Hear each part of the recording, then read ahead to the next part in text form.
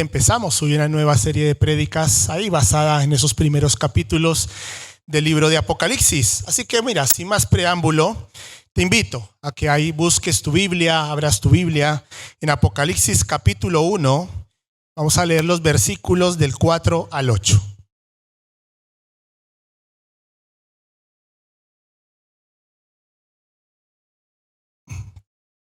¿Lo tenemos? Si no, bueno, ahí está en pantalla también.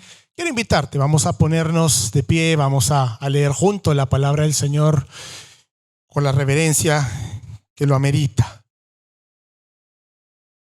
Dice así la palabra del Señor, Apocalipsis 1, del 4 al 8. Juan, a las 7 iglesias que están en Asia, gracia y paz a vosotros, del que es y que era y que ha de venir, y de los 7 espíritus que están delante de su trono, y de Jesucristo el testigo fiel, el primogénito de los muertos y el soberano de los reyes de la tierra, al que nos amó y nos lavó de nuestros pecados con su sangre, y nos hizo reyes y sacerdotes para Dios, su Padre. A él sea la gloria e imperio por los siglos de los siglos. Amén. He aquí que viene con las nubes, y todo ojo le verá, y los que le traspasaron y todos los linajes de la tierra harán lamentaciones por él. Sí, amén. Yo soy el Alfa y la Omega, principio y fin, dice el Señor, el que es, el que era y el que ha de venir, el Todopoderoso. Vamos a orar. Así es, amado Padre. Como cantábamos antes, Señor, no daremos gloria a ningún otro. Tú eres el único, Señor, merecedor de toda honra, de toda alabanza por nuestra parte, Señor. Este es tu tiempo, Señor. Oramos, Señor, para que tu Espíritu Santo se mueva con poder en la vida de cada uno de nosotros, en esta tu iglesia. Señor, una vez más te ruego, Señor, que me llenes de tu Espíritu Santo. Que cada pensamiento, que cada palabra que salga de mi boca, Señor, vengan de ti. Echamos fuera toda idea humana, Señor, porque este es tu tiempo. Señor, glorifícate, manifiéstate, prepara, dispón nuestros corazones para escuchar tu palabra. Somos tu iglesia. Somos tu iglesia, Señor, y tú nos quieres hablar en esta mañana. Glorifícate, Señor, con poder. Oramos en el nombre del Padre, del Hijo, del Espíritu Santo. Amén y amén. Muy bien, pueden tomar asiento.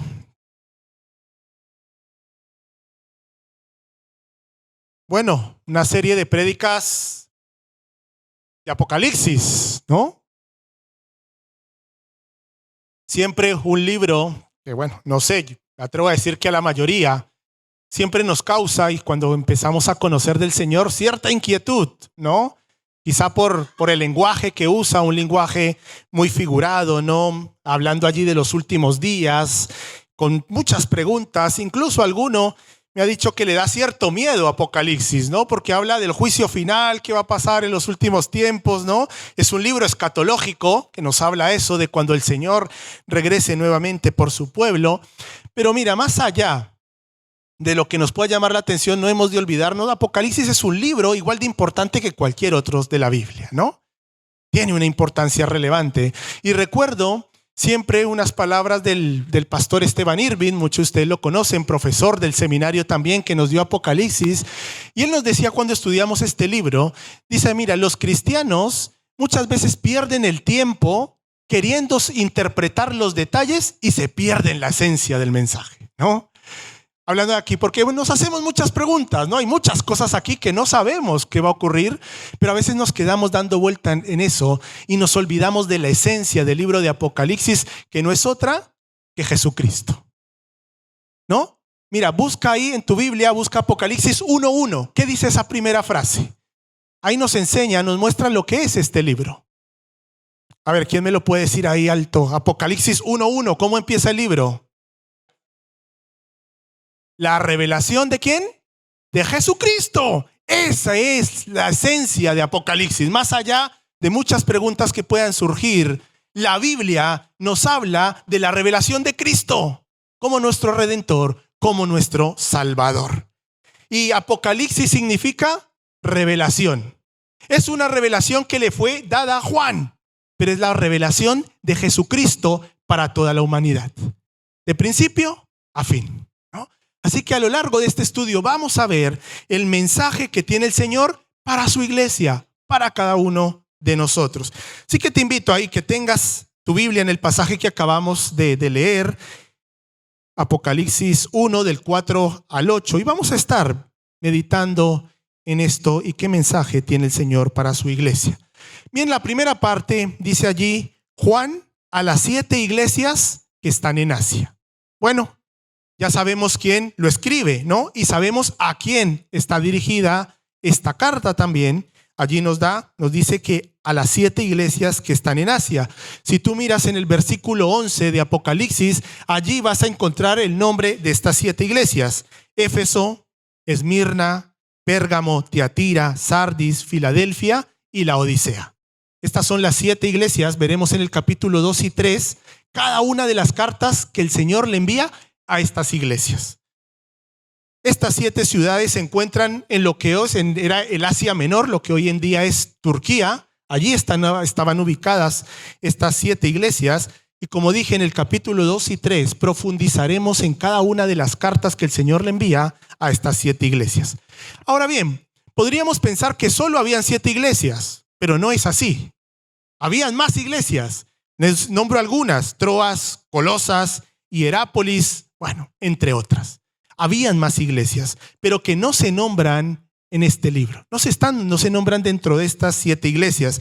Mira, los estudiosos de la Biblia dicen que aunque no se mencionan, esta carta no era específicamente solo para esas 7 iglesias, sino que el número 7 es símbolo de totalidad y de plenitud. Por tanto, aunque se nombran 7 iglesias, el mensaje es para la iglesia universal, de inicio hasta el final. Es un mensaje también para nosotros como iglesia del Señor aquí reunidos en Fuenlabrada en esta mañana.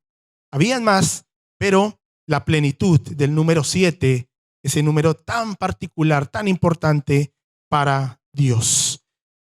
Sabiendo esto, un poquito el contexto, a quién lo escribía, a quién iba dirigido, Juan pasa a saludar a estas iglesias. Y le saluda de una manera muy particular. No recuerdo en la Biblia este saludo. Vamos a verlo con detenimiento. Dice allí, estamos en la segunda parte del versículo 4. Dice, gracia y paz, ahí lo tienen, gracia y paz a vosotros, del que es, el que era y el que ha de venir. Y de los 7 espíritus que están delante de su trono, y de Jesucristo el testigo fiel, el primogénito de los muertos y el soberano de los reyes de la tierra, al que nos amó y nos lavó de nuestro pecado. Curioso saludo, porque en realidad si nos detenemos a ver cada uno de los saludos que está haciendo Juan aquí, Juan está haciendo mención a la Santísima Trinidad. Por primera vez en la Biblia encuentro un saludo que le hace a la iglesia, en este caso, mencionando a cada uno de las partes de la Trinidad. Primero, dice, del que es, el que era y el que ha de venir. El que es presente, era futuro y ha de venir. Perdón, futuro, me he liado. Del que es hoy, era pasado, y el de que ha de venir, futuro. Ahora sí. ¿No? ¿Por qué hace Juan este énfasis? Porque realmente lo que estamos viendo aquí, definiendo a un Padre eterno, que está de inicio a fin. Nuestro Dios es un Padre eterno, que está por encima del tiempo, que está por encima de todo, y que está desde el inicio y estará hasta el final. Dios Padre. Esto nos hace ver la magnitud y la naturaleza eterna de un Padre. Luego viene el segundo. Allí en el versículo 4 todavía, otra vez aparece el número 7. Dice, y de los 7 espíritus que están delante de su trono. Mira, gracia y paz a vosotros, dice Juan. Y esta gracia y paz a vosotros vendrá a través del Padre, vendrá a través del Espíritu Santo. Allí, una vez más, el número 7, recordemos el número 7 como símbolo, ¿no?, de totalidad y de plenitud. O sea, el Espíritu Santo en su plenitud en la iglesia, a través del Espíritu Santo recibiremos gracia y paz como personas y también como iglesia. Y luego, como la tercera persona de la Trinidad, allí nombra ¿a quién? A Jesucristo. Y de Jesucristo vamos a hablar porque aquí hay una descripción de Jesucristo de una manera mucho más amplia. Jesucristo es también fuente de gracia y paz para nuestras vidas. Jesucristo es fuente de gracia y paz para su iglesia. Para su iglesia. Dice por tanto allí, Jesucristo es el testigo fiel. Es el testigo fiel. Mira, querido hermano, tu líder, tu pastor, tu mentor, tu gran amigo, tu familia te van a fallar. Jesucristo no falla. Permanece fiel para siempre. Jesucristo, por tanto, es el testigo fiel. Es digno de depositar y creer en Él toda nuestra confianza para mi presente y para mi futuro. Jesucristo es nuestra gran esperanza. Jesús le dijo a sus discípulos, el que me ha visto a mi Padre. Ha visto a mi Padre. Jesucristo, una persona de fiar, que no cambia, es el testigo fiel. Dice allí Juan también describiendo a Jesucristo, dice que Jesucristo es el primogénito de los muertos. Esto no quiere decir que Jesucristo haya sido la primera persona que resucitó, porque antes hubo resurrecciones. Pero no obstante, la resurrección de Jesucristo es única y marcó un antes y un después en la historia de la humanidad. Dio el inicio a una nueva era, a un nuevo pacto. Es el único que ha resucitado de entre los muertos con un cuerpo glorificado. Es el único que murió sin pecado, injustamente, pero resucitó, venció a la muerte y a través de ella también tenemos el regalo de la resurrección eterna. Por tanto, no es una resurrección cualquiera. Está sentado, dice la palabra, a la diestra de Dios Padre. También lo nombra allí a Jesucristo como príncipe de los reyes de la tierra. Vivimos en Europa y en algunos de los países de Europa aún vivimos en monarquía, ¿no? Aún hay reyes. Pero sin embargo, estos reyes reinan por un tiempo. Jesucristo reina eternamente. Jesucristo reina eternamente.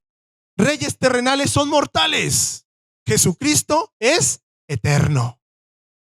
Reyes terrenales son humanos. Jesucristo es divino. Y fue humano sin pecado, el único. Por tanto, Jesucristo es el Rey de reyes, el Señor de señores, el que está por encima de todo rey terrenal. Pasa allí Juan a describir también ahora la obra que hizo Jesucristo por cada uno de nosotros. Que dice allí en el versículo 5, segunda parte, dice, al que nos amó. Este Jesucristo, este testigo fiel, aquel que resucitó de entre los muertos, el que es príncipe de los reyes de la tierra, te amó a ti y me amó a mí. Y fruto de ese amor que surge, dice allí, nos lavó de nuestros pecados con su sangre. Con su sangre. Este amor no es una expresión pasada ni presente, es una expresión que abarca desde el inicio hasta el final.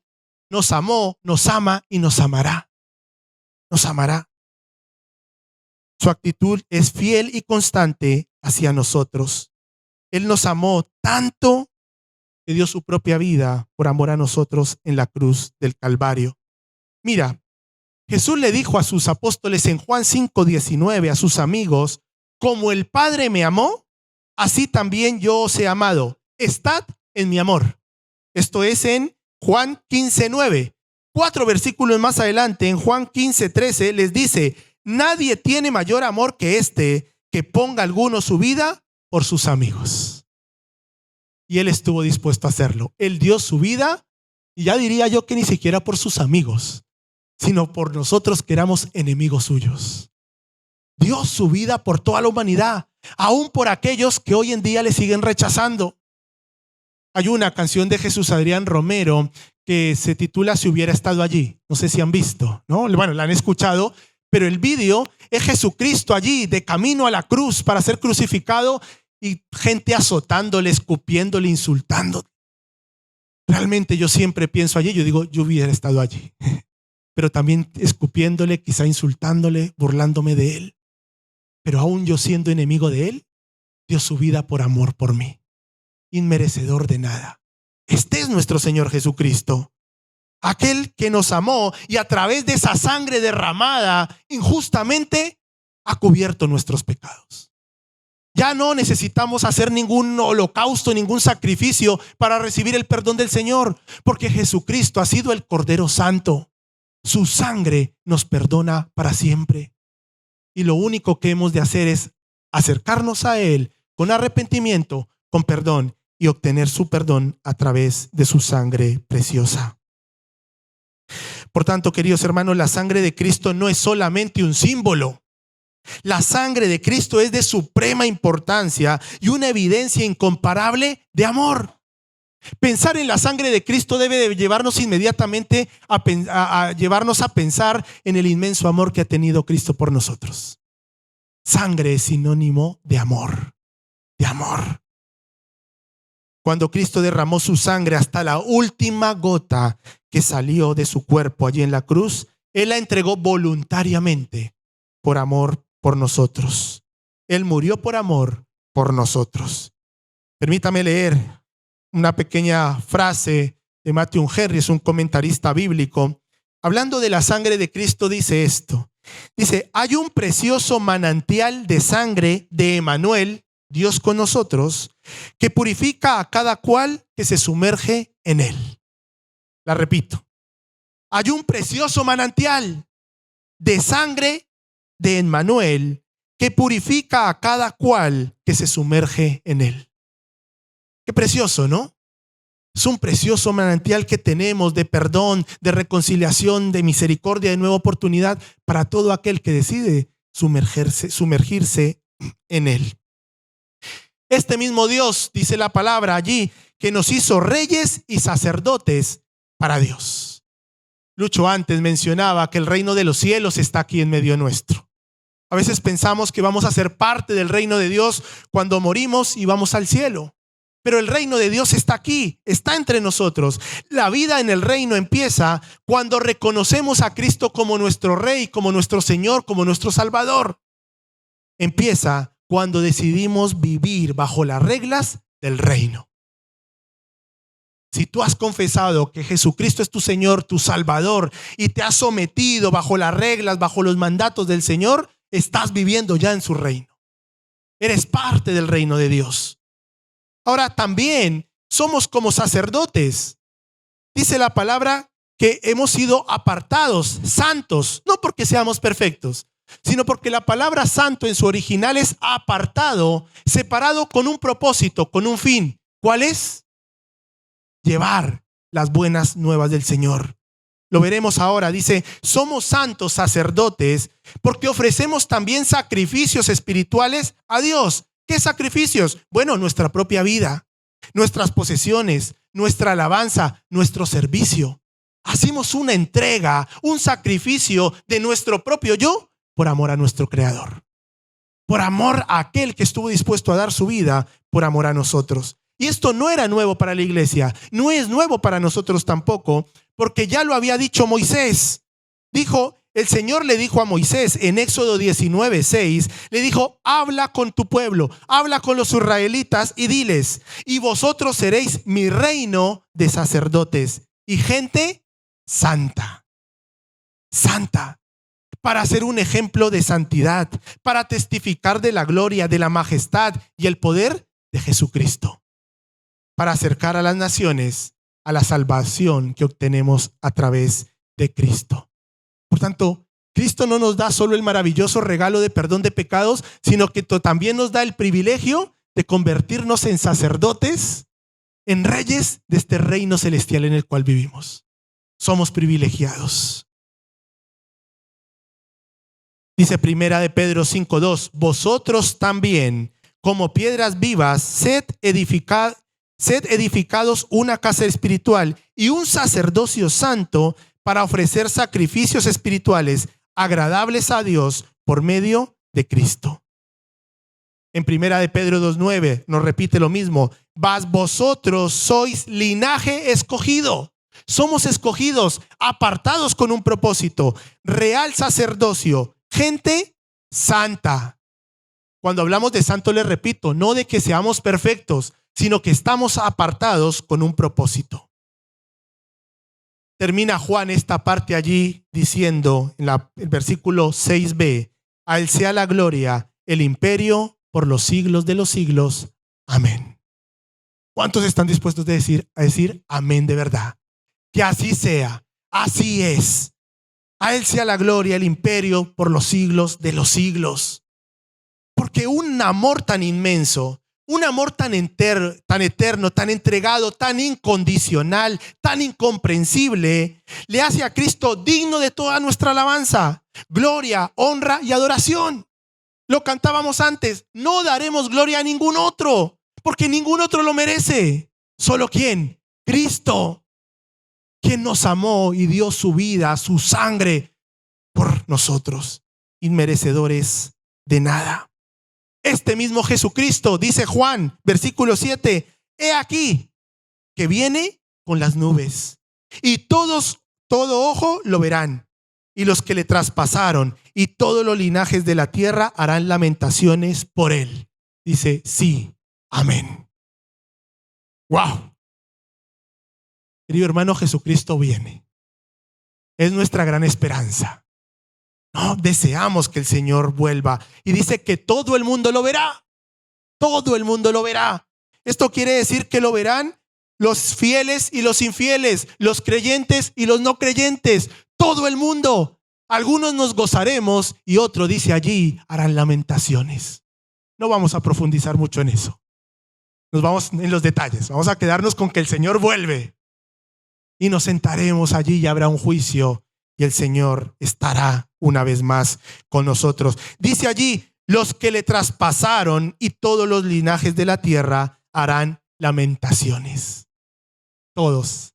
Allí no habrá ni apellido que valga más, ni reinado que valga más. Todos verán al Señor y todos rendirán cuentas delante de Él. Curioso, los que le traspasaron. ¿Recuerdan quién fue el primero que le traspasó? El soldado romano ahí en la cruz, ¿no? Fue el primero que traspasó a Jesucristo. Pero a la verdad, meditando y pensando en esto, cada uno de nosotros que creemos en Jesucristo le traspasamos cuando no vivimos de acuerdo a sus normas y a sus reglas, de acuerdo a sus principios que Él ha establecido para cada uno de nosotros. Traspasamos a Jesucristo cuando vivimos de una manera infiel, lejos de los principios del reino. Versículo 8, estamos llegando al final. Este es súper conocido. Yo soy el alfa y la omega, principio y fin, dice el Señor. Y mira que Juan repite lo mismo que repitió al inicio del versículo 4. El que es, el que era y el que ha de venir. El Todopoderoso. No sé si ustedes sabían, bueno, si no lo van a saber ahora, ¿no? Alfa y omega son la primera y la última letra del alfabeto griego, el que era el idioma universal de la época, ¿no? Era el lenguaje, el griego. El alfa era la primera letra, como nuestra A, y la omega era la Z de su alfabeto. Querido hermano, Dios lo que quiere decirnos es que Él es desde la A hasta la Z. Él es todo, completamente todo.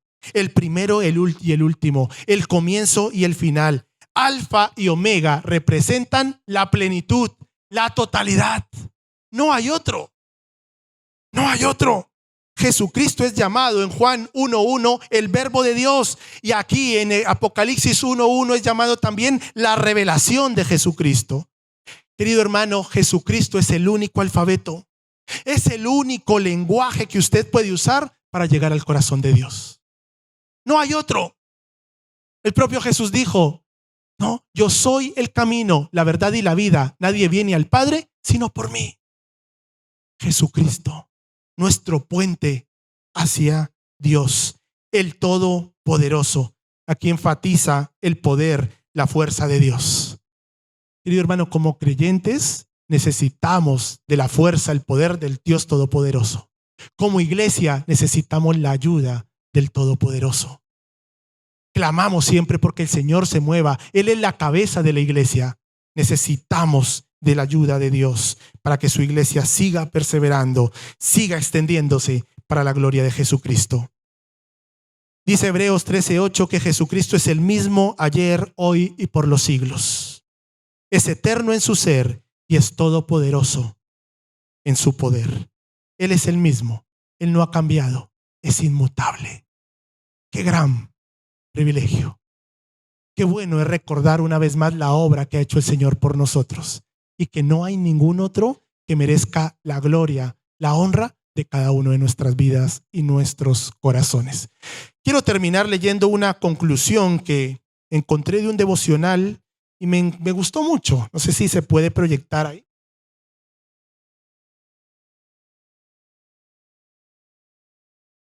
Ahí está, ¿no? Dice, Él y solo Él derramó su sangre. Él, solo Él nos liberó de nuestro pecado por entregarse hasta la muerte, hasta dar toda su propia sangre.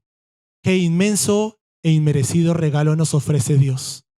Y no se cansa nunca en ofrecernos el perdón y la paz por medio del único mediador entre Él y el ser humano.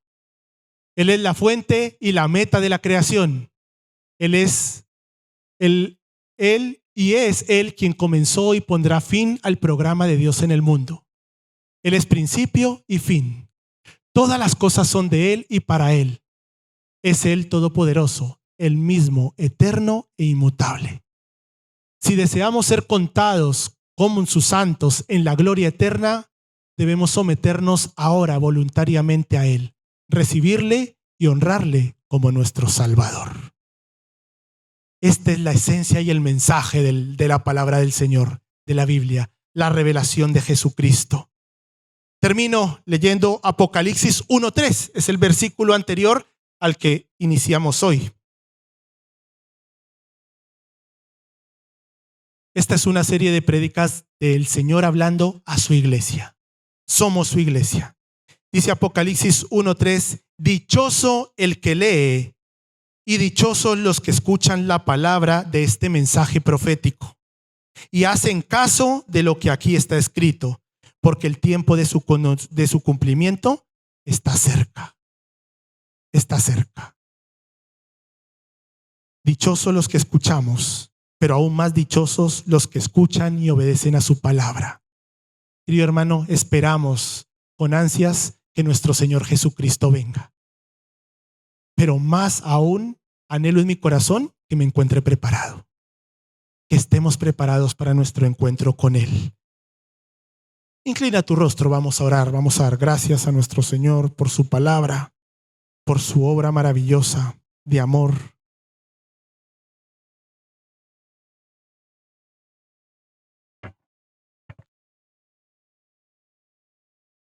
Amado Padre, gracias Señor por tu palabra. Gracias porque esto lo hemos escuchado muchísimas veces. Pero Señor, a veces quizá de tanto escucharlo se vuelve normal, pero no es nada normal. Es algo sobrenatural. Es algo extremadamente maravilloso, Señor, el recordar tu obra maravillosa, el plan de salvación hermoso que tú has planificado para la humanidad. Señor, gracias por fijar tu mirada en nosotros. Gracias por rescatarnos. Gracias, Señor, porque éramos enemigos tuyos, pero nos has convertido en tus amigos. Gracias, Señor, por tu perdón, tu misericordia. Gracias, Señor. Pero ayúdanos, Señor, a caminar realmente llevando vidas que te agraden. Vidas que glorifiquen, que alaben tu nombre. Señor, las palabras se las lleva el viento, Señor. Ayúdanos a ser cristianos de hechos. Que nuestra alabanza no sea solo de boca, sino que nuestra propia vida sea una vida de adoración y de alabanza. Que exalte tu nombre, Señor. Señor, perdónenos, porque quizás hacemos lo contrario y nuestra vida en nada te alaba ni en nada te agrada. Pero Señor, tenemos la confianza y nos podemos acercar a ti, Señor, con la plena confianza de que tú nos perdonas, nos recibes, nos das un nuevo inicio. Gracias, Señor. Ayúdanos, Señor. Usa tu iglesia para seguir extendiendo tu mensaje, para que tu reino se siga extendiendo. No para que seamos más, no para ver cifras, Señor, sino para ver vidas transformadas a través, Señor, del único que puede hacer una obra maravillosa y perfecta en nosotros, que eres tú, oh Señor Jesucristo. Oro de manera especial por esta tu iglesia en Fuenlabrada, Señor. Bendícela, Señor.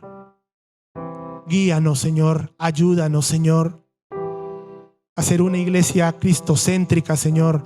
A ser una iglesia, Señor, que evangelice, que lleve tu mensaje allí donde quiera que vaya. Ser una iglesia de amor. Ayúdanos, Señor. Tú eres la cabeza. Muévete en medio nuestro y en medio de cada una de nuestras vidas, Señor. Gracias una vez más, Señor. Exaltamos tu nombre, nombre sobre todo nombre. Oramos en el nombre del Padre, del Hijo, del Espíritu Santo. Amén y amén.